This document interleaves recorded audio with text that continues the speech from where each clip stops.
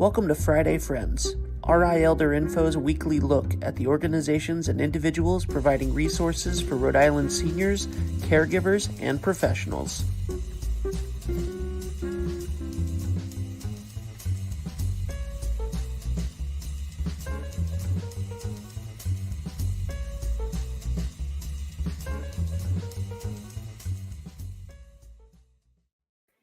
Good morning, everybody. It is 9 a.m. on Friday, and you are joining me here on social media or via our podcast. And that means you know what is about to happen. It is time for Friday Friends with me, Deb Burton, your host and executive director of RI Elder Info and creator of rielderinfo.com, where every week we come on here and we talk to different organizations and individuals who are doing some really cool stuff that you need to know about. So I encourage you to hit the like button, the share button, the bell, the whistle, all those things that social media has that lets people know, hey, you got to check this out. It's really important to help get the word out. And today we're talking with a guest that is working really hard to make sure all of our voices are being heard. But as you know, we are a nonprofit and we cannot do this without the support of our sponsors. So huge shout out to Oak Street Health.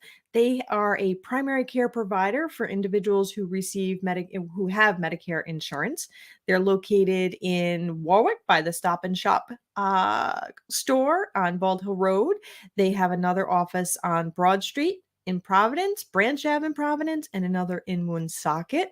I encourage you to check them out. They even provide transportation.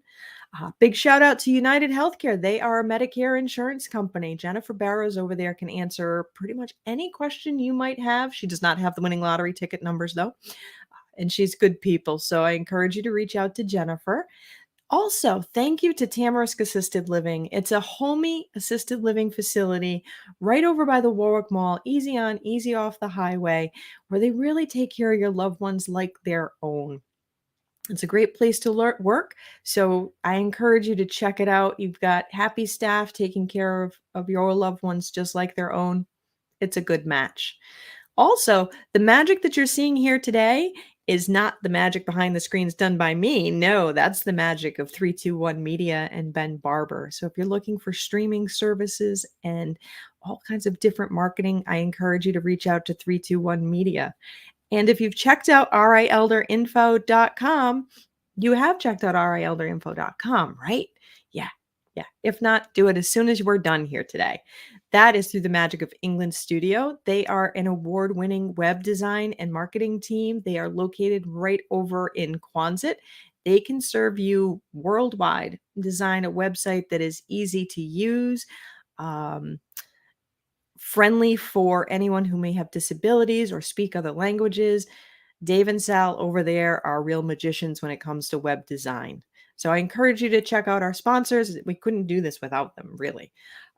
So I want to start off today by saying when we first started Friday Friends, my buddy Bill Flynn over at the Senior Agenda Coalition was our very first guest. And we usually bring him on every year on our anniversary. But Bill has retired. So good for Bill. And so I didn't want to wait to our third anniversary of Friday Friends to bring up Bernie Beaudreau from Senior Agenda Coalition, the new executive director. Hi, Bernie. Hi, Deb. How are you? Great. It's Friday. It means, the weekend. Absolutely. So I was just saying, Bill was the executive director and he's retired. So you are the new executive director of Senior Agenda Coalition. Can you share with folks what is Senior Agenda Coalition in case they've missed my interviews with Bill? That way they'll know what Senior Agenda Coalition is. Sure. Senior Agenda Coalition of Rhode Island had its beginnings as the Rhode Island Great Panthers.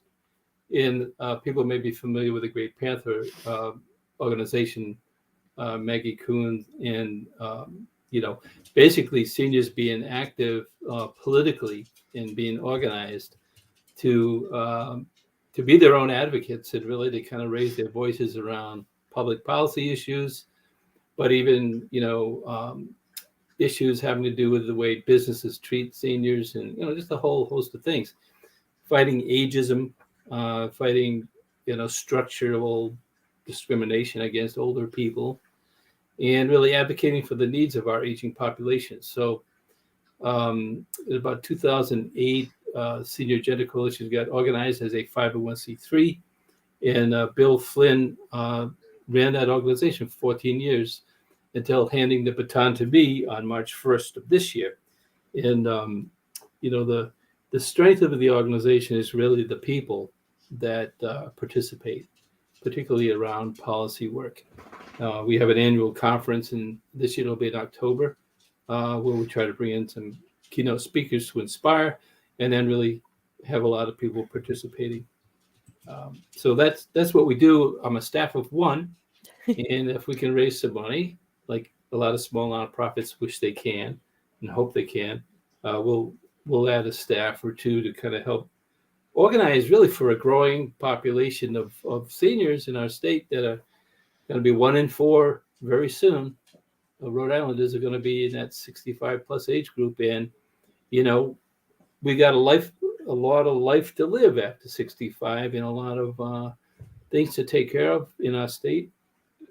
Seniors as activists and doers and not passive recipients, right? So anyway, we'll get into that. I'm excited to share the stuff that Senior Agenda Coalition is doing, because just breaking that narrative that is so often presented in the media and sometimes by people that would surprise you, where it's, everybody over the age of 60 or 65 is the poor, helpless elderly. They're so frail and they need all of our help. And it's usually said with that high, squeaky voice. And yet, to me, I think of individuals who have a lot of days on this earth, but they're out doing stuff. Some are still at the State House. Some are in Washington, D.C. They're my friends. They're my neighbors. And no doubt there are individuals who do require help as we age, but the vast majority are not so poor, frail, elderly. They're vibrant individuals. And I think, changing that narrative is so important. What are some of the goals that Senior Agenda Coalition has for 2022 and 2023? Especially this is an election year. Well, short term, presently, there are a number of bills in the legislature that are being considered right now, many of which address sort of this critical issue of long-term care. And there's something like 600 people on a waiting list, seniors, for home care. And people have read about it. It's really true that because of the economy and the way it has been in terms of a very tight labor market, and because of COVID, our workforce for care has been diminished and undervalued over time. But the undervaluing of home care workers, nursing assistants, CNAs, is really being brought into bright light right now, because those low wages can't compete even with retail jobs. McDonald's, Burger King, you make more money doing that than you would caring for our loved ones. So there's a real values question here that we're trying to raise as well. Is that what we value the care of our aging elderly? In fact, yes, frail elderly, or folks that are basically needing long-term care. So we're trying to get very active about that. We've been testifying a lot in the State House. There are bills that sort of like compete with each other a little bit, but overall, we have a call to action out to everyone to get in touch with your state rep and senator and let them know how important these issues are. There are a lot of mechanisms to address it, in terms of federal money, state money, in policy, but they have to figure it out and get it done. We have a new director of Office of Healthy Aging, Maria Samini, which is very bright. She's not as a temporary person. She's a permanent new director. So we have a lot of hope in having a really good government on the other side of the phone, the end of the phone, to be able to respond to the needs. So we're doing that. We do have a strategic plan that we have to dust off, and we want to kind of revise that. But it's looking at, in general, what can we do to provide supports for aging, older Rhode Islanders to be able to live well with dignity and safety and support at home as long as they can. And of course, that's a moving target. At home in a 3-decker house where most of the house is empty, doesn't work anymore, so people have to downsize. People need housing options, affordable housing options, so that's huge. And yes, nursing home care is very important for a segment of the population. Both my parents needed nursing care in the last 20 years as they passed. And, you want to make sure that's a very robust and very well supported system as well. But so anyway, that's mostly what we're about right now. I think later on, I'd like to kind of really work with others to say, this vibrant part of our population can be tapped for lots of resource. And I used to run the Volunteer Center for Rhode Island and Underserved Rhode Island. And we were promoting this idea that, retired older folks have a lot of talent. They have wisdom. I like to think I'm getting wiser as I get older, but sometimes I think I'm not. But anyway, there is the wisdom of age, right? Or some parts of that. And, we need to get creative and figure ways to tap into that resource of wisdom and experience, right? For the arrogance of youth sometimes, I'm guilty of that, kind of denies that people have lived this before and they might have some helpful advice. That's absolutely true.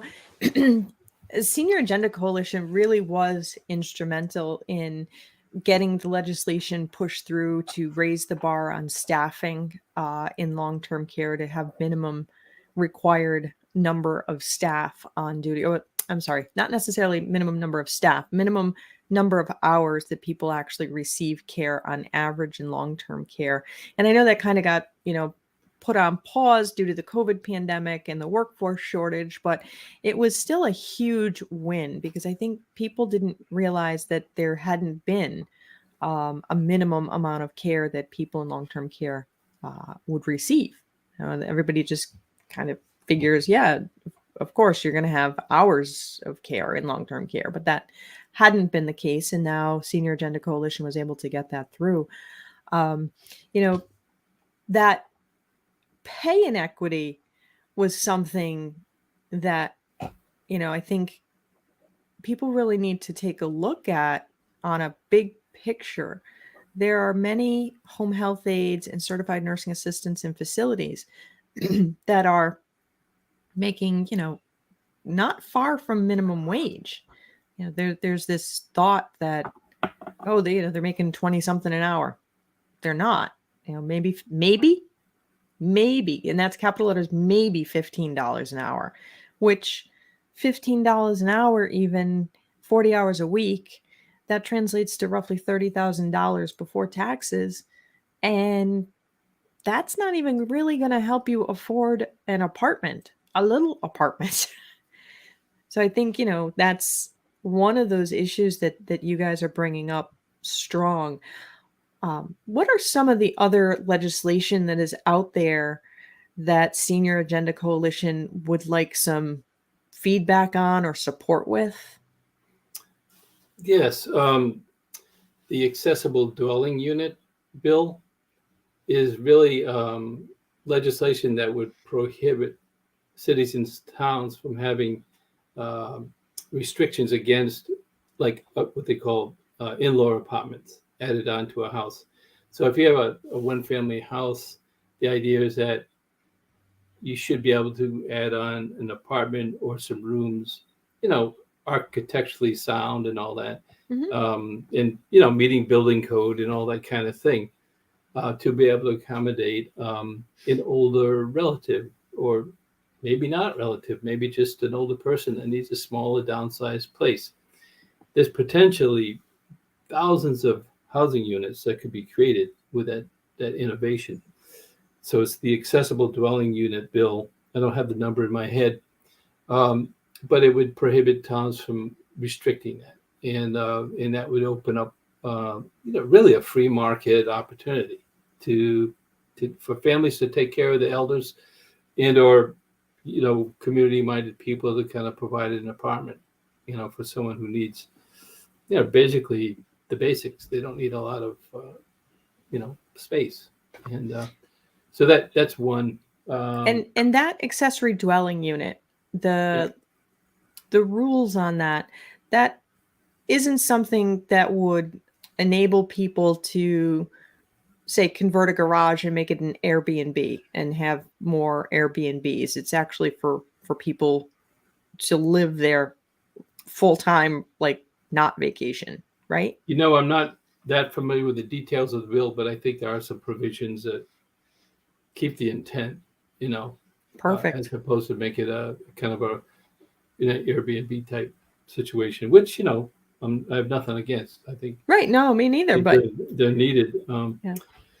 But the idea is you want to create housing units for older folks that need downsized units. The other bill legislation we're supporting, which probably won't get passed this year, but we're hoping will build for next year, is really investing in the state's Department of Elderly Affairs, or which it's called now, the Office of Healthy Aging. And as you know, Deb, that 30 years ago, 1995, or in the early 90s, there was something called the Department of Elderly Affairs. And Maureen Maigret, as our friend, Mhm. will tell you that she was running it. She had 65 staff. Now, arguably, the population to be served 30 years ago was about 30 or 40,000 fewer people than now. So now we have the Office of Healthy Aging, which is not its own department, have 31 staff. So there's something wrong with that picture. And technology has been helpful, but we're all familiar with the madness of trying to get through on an automated machines. And we're very busy right now. Stay on the hold. Well, that hold is like on average 90 minutes. If you call the Medicaid office, it's like. And I was at a recent hearing in the State House where the Department of Human Services, while apologetic, were happy that they've been able to reduce the waiting time down to 90 minutes. I said, "Oh my God, people would spend a half a day waiting for an answer, and then probably get frustrated because they didn't have the information they needed for them to, whatever. Like getting your car registered, you've had that experience." But in general, I think state government and human services, they're anemic. They're not fun. They need staffing. This is a people business. You need to. My mom, your mom. If they need help and they can't get us, and they call the state, we want someone there to talk to them. We don't want them to be going through this madness, especially if technology for some of us is daunting. It's sort of like push one now. I don't know. I was just push zero and hope that an operator. Well, they've gotten smart to that and say zero just puts you into outer space. Yes. And that bill that you're referring to, I believe that's House 7616 to move the Office of Healthy Aging to its own true entity. Because you're right, it is unfortunately at a time when we need more people in an Office of Healthy Aging or in an Office of Elderly Affairs. That office is shrinking. And I think one of the things that breaks my heart is we saw this pandemic just absolutely ravage our older adults. And it has definitely brought to light the deficits in the system. And maybe if there's good to have come out of the pandemic, it has made us all aware of what we want for ourselves as we age and what our loved ones want as they age. And we've started a little bit to engage in those conversations. Now, does Senior Agenda Coalition, do you have the ability to get input input from the community? Do you go out and meet with folks in the high rises or in community centers or senior centers? Do you get to talk to the what I always call the feet in the street, the real people out there? Yeah, that's the time-consuming piece, right? That's what you need to have. You have to budget that time in. If I'm a staff of one, I've been going around, for example, to the senior centers, because they are a base of support for us in terms of people and participation, and that's been very important. I want to meet the people who are running these centers, get their viewpoint on what's needed, what's important. And I was on the phone for a half hour yesterday with a man who's 90, who was asking me, why can't spouses be eligible for the personal care assistant funding? Other family members can be, but spouses are excluded for some reason. And he made a very compelling point, and he can't get an answer. He's been trying to get an answer from somebody. And apparently there are a few other states that actually do allow spouses to be the paid personal assistant or the home assistant to their loved one. And I'm sure there's a lot of reasoning behind that, but we need to have that conversation.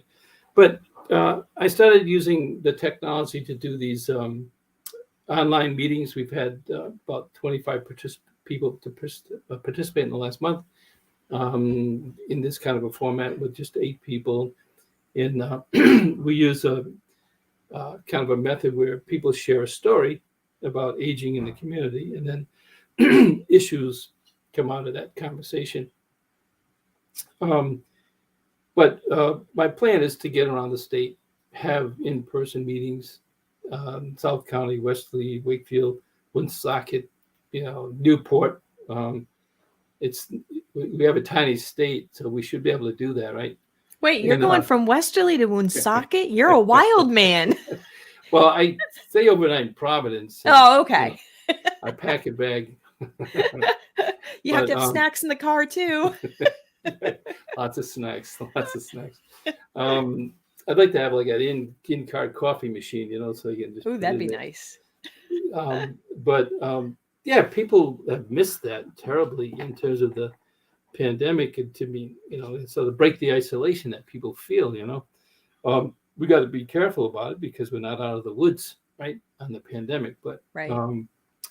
So I want to do more of that. But you're right. That's where we get our authority. I mean, that's where we get information. We don't talk to people. What are we talking about? Absolutely. We can talk about a lot of studies and research and all that, but it's a little bit antiseptic. It's sort of it doesn't have a heartbeat. So anyway. Exactly. So what other goals does Senior Agenda Coalition have? Will you be having any kind of conversation with the candidates running for governor or anything along those lines going forward? I mean, as an election year, it's, I don't know if I want to say funny or sad that all of a sudden the candidates show up at the senior centers, they buy the pasta dinners and, vote for me. And as soon as election is done, they disappear like ghosts until the next one. Well, and people are aware of that dance, and what we want to do is have them do that in a large format in August. We're organizing a gubernatorial candidates forum, and we're inviting others like your organization and other nonprofits and people interested to be there with us. And we want to get the 6 candidates to speak to, these questions of our aging population. So what comes to mind in terms of long-term care? What comes to mind in terms of housing? What comes to mind in terms of opportunity for engagement, support of the senior centers? They are a base of program delivery that is often overlooked. They were very instrumental during the COVID vaccination clinics and tremendous resource there. And absolutely. And I don't think a lot of people realize how incredibly important the senior centers became during the pandemic. Right. Yeah. And I And just yeah, wanted to one of our good friends and strong advocate is watching. Good morning, Vin. Mr. Marzullo. Yes. Vincent. Yes, Vin, I'm very proud to say, is our latest, one of our latest new board members. He's joined the board of Senior Agenda Coalition. And Vin and Awesome. I go way back, you know, 30 or 40 years anyway. But more recently, we were involved with national service. He ran the state office Mhm. for the national service, and I ran the AmeriCorps program. But he's a good It's guy. interesting. You know, when you started speaking, one of the things that you brought up is this entirely untapped spring of older adults who have the ability and knowledge to become volunteers. Is that something that Senior Agenda Coalition is looking at doing, recreating a volunteer type program to be able to reach people? Because there's a, in my opinion, there's a large need coming forward across the age spectrum, and it's not something that paid staff are going to be able to meet in its entirety. So we have to get connected with the community-based organizations, our faith-based communities, to volunteer to help one another. Like there's not going to be another way to do it effectively Mm-hmm. if we don't volunteer. So is co- gathering and creating a volunteer program Senior Agenda Coalition is doing, or are you partnering with other organizations to do that? No, I think it's very important, and Vin is going to help guide this as a board member as well. Um, the United Way has a volunteer center. Janice, over the Janice Pack is managing that, and she and I were working as when we ran the volunteer center when it was at Serve Rhode Island. It's again, if you want to engage people and plug people into opportunity, you need a mechanism. You do need you need a central staff to do that. Mm-hmm. So that's resources. But once you have that, you can answer someone's call who wants to volunteer. You can interview them. You find out when are you available, what do you want to do, and then you can answer the call from an organization that says, "I need someone that'll do this, and I need someone who doesn't need a lot of guidance." That's typically right. I want someone Yep. who's going to write my grant proposals for me. Well, okay. Well, good luck on that one. But there are a lot Guilty of having just asked to volunteer to do that. and you'll get a grant proposal or two out of a volunteer, and they'll feel good about it. But you might not get them to work 40 hours a week. But it's that there's infrastructure that's needed for this, and I think because we know, and Vin's a great example as a volunteer. He does a lot of work with a hospital, Hasbro Hospital, just sort of entertaining the kids and I think the staff and just doing some great work there. There are roles for people. People need to be needed, but they can't be left to themselves to figure out how do I plug in, That's because true. we're not receptive to the volunteer. It's a management question, a supervision question, right? Yep. So we have to, organizations, nonprofits have to, open themselves up to engaging volunteers, be able to supervise, organize work, and then they'll get the benefit.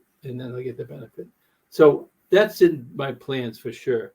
Not in my first 2 months, but I really hope that once the legislative session's over and the workload goes down a little bit, I'm going to start developing some regular volunteers. So, Bernie, is the Senior Agenda Coalition, are you a nonprofit? Yes, we are a nonprofit. And Okay. believe me, there's no profit in what we do. The profit goes to the communities that we serve, right? That doesn't go in our pockets. No, that's the benefit. And we are very blessed to get a couple of grants. Rhode Island Foundation has been very helpful. And Point 32, which is what they call the Tufts funding, they've been very helpful to give collaborative grants with the Rhode Island Organizing Project and the Economic Progress Institute. So that's been good. And we have smaller donations from a few hundred people out there. And, we hope to build that base because all of this work needs funding. One theme in our strategic plan that was really important was, in fact, information. So when I discovered your organization, I thought, that's right on the money. Just the name of it is key. And that's the thing we hear more often than not. I can't get information. I have a question, I have a need, and I don't know who to call. And I think that's a tall order. I mean, to be able to be that for people, because we know there's the point, there's 211, there's DHS, there's OHS, there's OHA, there's this, that, and the other thing. But can you get the answer you need? Right. And that was the impetus for founding RI Elder Info and creating RIElderInfo.com, is that, I was part of the Long-Term Care Coordinating Council's Aging and Community Subcommittee when it first got started. And we looked at what are the resources around the state for our older adults. And Rhode Island has a lot in comparison to other states.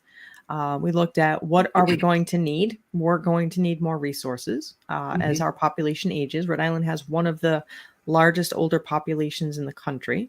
And then how is that information being communicated? And, what the subcommittee found is not well.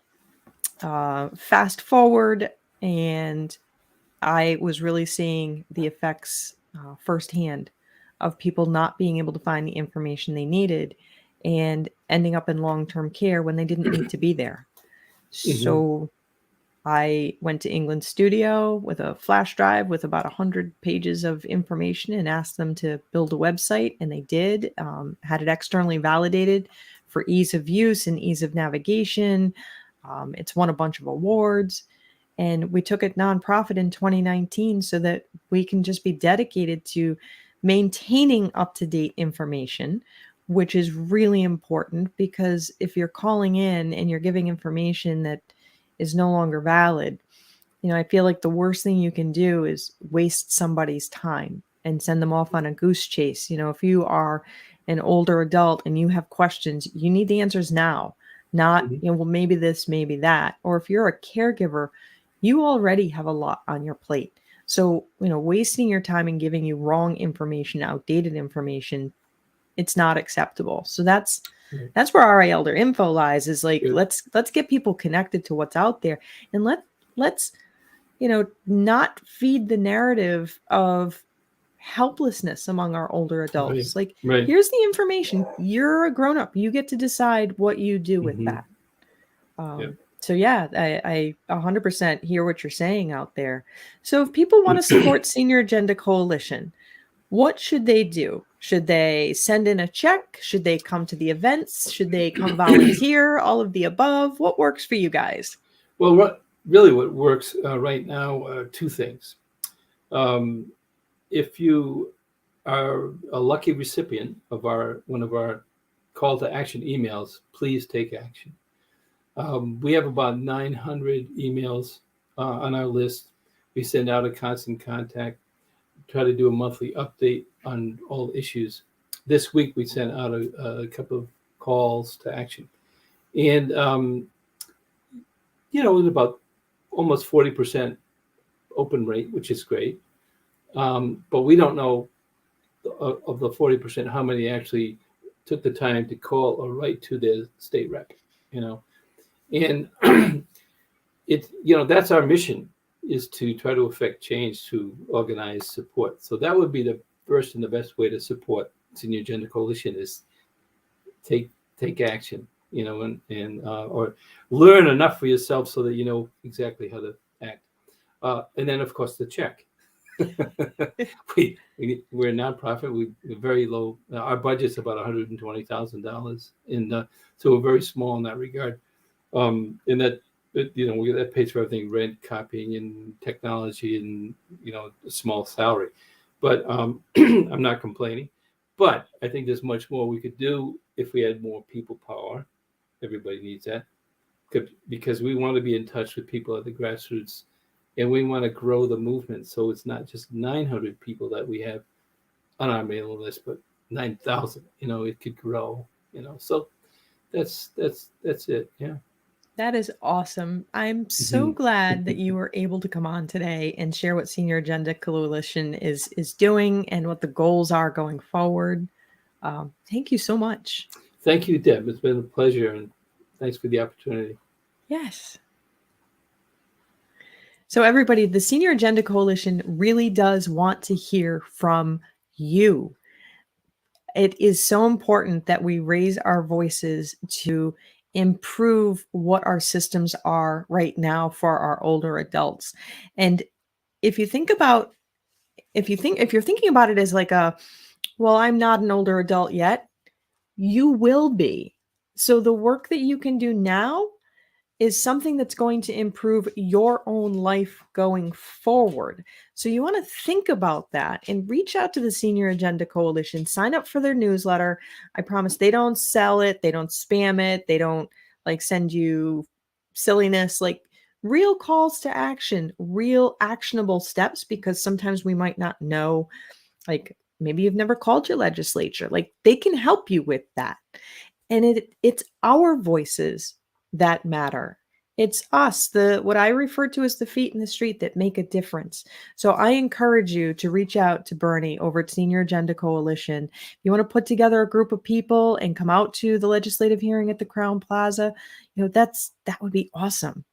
So I look forward to seeing you all again next week for the next episode of Friday Friends. In the meantime, check out Calling All Veterans Day, June 18th. It's coming up. It's going to be an amazing resource event. It's being held live and live streamed. It's going to be great. So in the meantime, I'll look forward to seeing you all next week. And be well and be kind. If you liked this video, please follow us on social media and subscribe on YouTube.